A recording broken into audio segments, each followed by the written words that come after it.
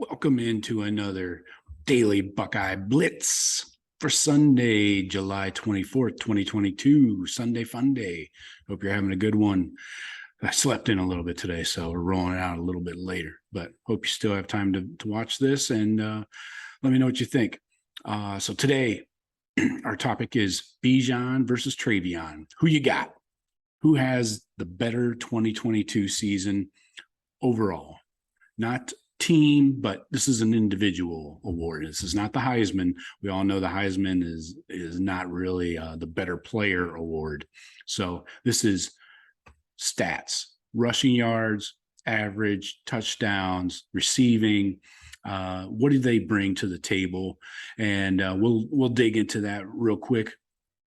And I think that strength of schedule has something to do with it, and offensive line definitely has something to do with it. So let's jump into it right now. So Bijan, let's look at Bijan's 2021 real quick.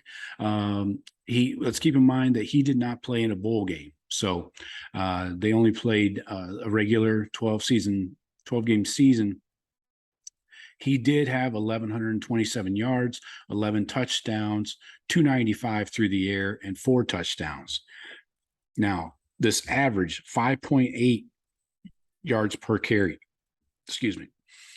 compared to TreVeyon.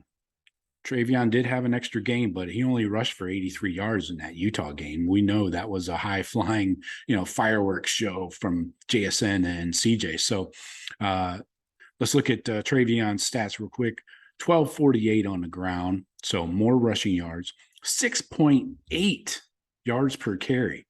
That's a yard more per carry than Bijan. Keep that in mind. 15 touchdowns. Compare that to the 11 on the ground from Bijan. Receiving, he tops Bijan in that. 312 and 4 touchdowns. Same touchdowns, and Bijan had 295. So we'll call that close to the same, but TreVeyon still has a statistical gain there. So how does 2022 look? We look at 2021 and the stats and everything. 2022 for the Texas Longhorns, I'm not feeling good about it, honestly. Right now, their strength of schedule, according to Phil Steele, is a 15th in the country. We are 14th, so negligible, you could say. I think their schedule a little bit softer than a 15th in the country. I know they played Bama early on, but they do have that weak ass fucking Pac-12 or Big 12, Pac-12, whatever the fuck they're going to be this year. Anyway, Ohio State's a 14th in the Phil Steele toughest schedules matchup. So we'll call that an even contest there. But then you go to PFF, and Ohio State is a 16 and Texas is a 12th. So PFF looks at it a little bit differently, and looks like they think Texas has a more difficult schedule. They got Louisiana Monroe, Bama this week 2. That's definitely going to be a bad game for Bijan. UTSA, Texas Tech, West Virginia, Oklahoma, Iowa State, Oklahoma State, K-State, TCU, Kansas, Baylor.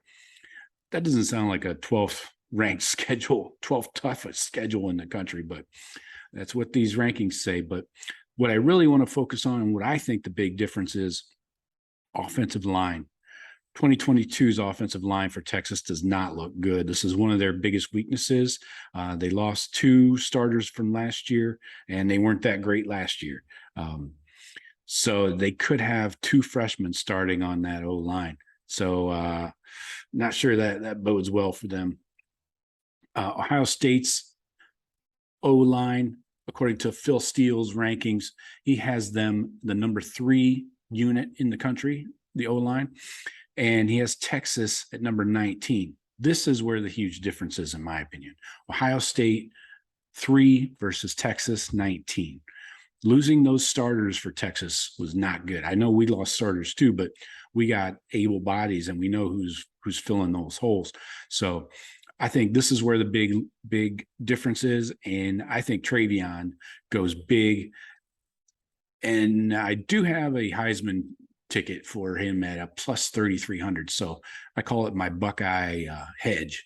I got CJ, JSN, and of course TreVeyon. So I'm going TreVeyon this year. I think he easily tops Bijan. I think Bijan comes back down to earth. He'll still have his explosive plays and stuff like that. And I think the difference is those big games. Bijan had one, he went for 216.